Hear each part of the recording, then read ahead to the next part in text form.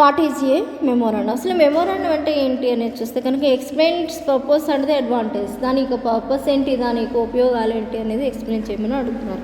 A memorandum is a form of official inter departmental communication that is used to convey essential. Memorandum అనేది చూస్తే కనుక అఫీషియల్గా ఒక department లోపల కమ్యూనికేషన్ అందజేయడానికి ఉపయోగించేటటువంటి చాలా ముఖ్యమైనటువంటి డిసిషన్స్ని, నిర్ణయాలని ఎదుటి వాళ్ళకి తెలియచేయడానికి, ఒక ఇన్ఫర్మేషన్ని ఎదుటి వాళ్ళకి కన్వే చేయడానికి, ఒక ఆఫీస్లో ఉండేటటువంటి కొంతమంది ఎంప్లాయీస్ మధ్యన తిప్పడానికి ఉపయోగించేటటువంటి దాన్ని మనం ఒక మెమోరాండం అని చెప్పి అంటాం.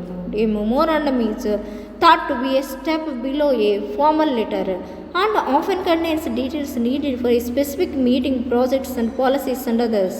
మెమోరాండం అనేది ఎలా ఉంటుందంటే ఫార్మల్ లెటర్ లాగా ఉంటుంది. అంటే దానికంటే కొంచెం తక్కువ ఫార్మాలిటీస్ పాటిస్తాం, కానీ ఇంచుమించుగా ఒక ఫార్మల్ లెటర్కి ఎన్ని ఫార్మాలిటీస్ పాటిస్తామో అంత స్ట్రిక్ట్గాను దీనికి ఉపయోగించవచ్చు అని చెప్పి చెప్తున్నారు. అంటే ఇందులో ఏమి కంటెంట్ని మనం తెలియచేస్తాము అని అంటే మనకి ఇక్కడ తెలియచేసేటటువంటి నీడెడ్ కంటెంట్ ఏంటంటే ఒక రకమైనటువంటి స్పెసిఫిక్ మీటింగ్ గురించి, ఫలానా మీటింగ్ పెట్టబోతున్నామనో, లేదా ఫలానా ప్రాజెక్ట్ లాంచ్ చేయబోతున్నామనో, లేదా ఒక కొత్త పాలసీని చేసామనో, లేదా ఎదుటి వాళ్ళ గురించో ఏదో ఒక దాన్ని మనం మెమోలో తెలియజేస్తాం.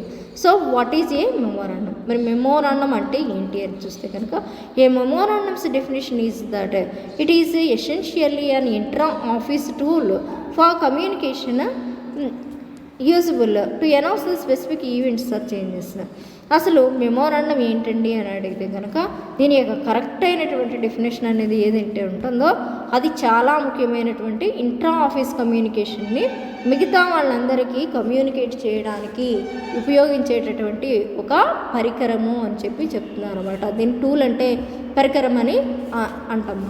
అంటే ఇక్కడేమి ఇదేమి ఏదో టన్ స్క్రూనో లేకపోతే డస్ట్రో అని కాదు, కానీ దీన్ని ఒక పరికరంగా చెప్తున్నాను. ఆఫీస్లో అతి ఎక్కువగా ఉపయోగించే పరికరం అన్నమాట ఇది మెమోరాండం అనేది అని చెప్పి చెప్తున్నారు అనమాట. ఒక ఈవెంట్ని కానీ లేకపోతే ఒక చేంజ్ని కానీ ఏదైనా ఒక స్పెసిఫిక్ అనౌన్స్మెంట్ని కానీ చేయాలనుకుంటే మనం ఉపయోగించేది ఏంటి, ఇంట్రా ఆఫీస్ కమ్యూనికేషన్ టూల్ని మనం మెమోరాండంగా చెప్పడం అనేది జరుగుతుంది.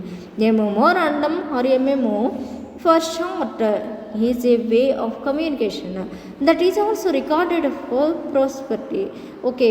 పోస్టీరియారిటీ.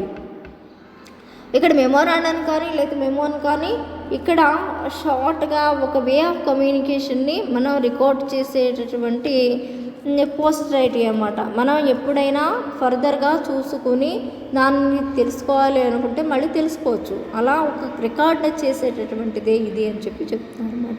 Memos are usually issued when vital changes have been made to company's policy or one of its projects. అయితే మెమో అనేది మనం చూస్తే కనుక యూజువల్గా మనకి వైటల్ చేంజెస్ అంటే చాలా ఇంపార్టెంట్ అయినటువంటి చేంజెస్ ఏవైతే ఉన్నాయో ఆ కంపెనీ చేసినప్పుడు, లేకపోతే కంపెనీ యొక్క పాలసీస్ అవి మార్చినప్పుడు, లేకపోతే ఏదైనా ఒక కొత్త ప్రాజెక్ట్ని తీసినప్పుడు వీటిని మనం తెలియపరచడానికి ఒక మెమో లేకపోతే మెమోరాండం ద్వారా తెలియజేస్తామని చెప్పి చెప్తున్నాం.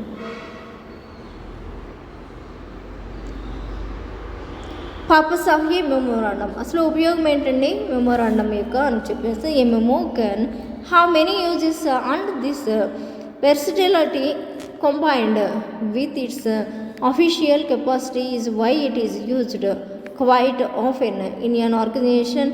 The use of the memorandum are as follows. అయితే మెమోకి పంపించడానికి చాలా యూజెస్ అయితే ఉన్నాయి. అయితే మనకి దీనితో పాటుగా కంపెనీ యొక్క ఎలా పనిచేస్తుంది ఏంటి, అఫీషియల్గా దీని యొక్క కెపాసిటీ ఏంటి, దీనికి ఎందుకని మనం వదలకుండా దాన్ని అలాగే కంటిన్యూ చేస్తూ ఉన్నాము ఒక ఆర్గనైజేషన్లో అనేది మనకి తెలియచెప్పడం అనేది జరుగుతూ ఉంటుంది అన్నమాట. అంటే కంటిన్యూస్గా ఒక కంపెనీలో ఏం జరుగుతుంది అనేది చూస్తే కనుక మెమోరాండం బుక్స్ని చూస్తే తెలిసిపోతుంది అన్నమాట. అలా ఫస్ట్ చూడండి, a way to transfer knowledge of a specific process. ఒక పద్ధతి ప్రకారం ఒక విషయాన్ని ఎదుటి వాళ్ళకి తెలియచేయడానికి. To convey specific details on ఈ ప్రాజెక్టు, ఒక స్పెసిఫిక్ డీటెయిల్స్ ఒక ప్రాజెక్ట్ గురించి తెలియచెప్పడానికి. Next to request specific information, ఫలానా స్పెసిఫిక్ ఇన్ఫర్మేషన్ కావాలి అని అడగడానికి, to offer suggestions on a matter, ఒక విషయం మీద సలహాలని ఆఫర్ చేయడానికి, to report to a superior, మీ సుపీరియర్కి మీరు రిపోర్ట్ చేయడానికి, to offer congratulations are positive న్యూస్ని కానీ కంగ్రాచులేషన్స్ కానీ ఆఫర్ చేయడానికి, టు షేర్ ఐడియాస్, మన యొక్క ఐడియాస్ని షేర్ చేయడానికి వీటికి ఇవ్వడం జరిగింది. అయితే అడ్వాంటేజెస్ ఆఫ్ మెమోరాండం, ఇప్పటివరకు పర్పస్ అయింది. ఇప్పుడు అడ్వాంటేజెస్ ఆఫ్ మెమోరాండం చూస్తే కనుక, memos are a time saving mode of communication and are quite convenient to use. అయితే మెమోస్ ఎప్పుడు కూడా టైంని సేవ్ చేస్తాయి. అలాగే కమ్యూనికేషన్ మోడ్లో టైంని సేవ్ చేసేది ఏమిటి అని అంటే మెమోనే అని చెప్తున్నారు అనమాట.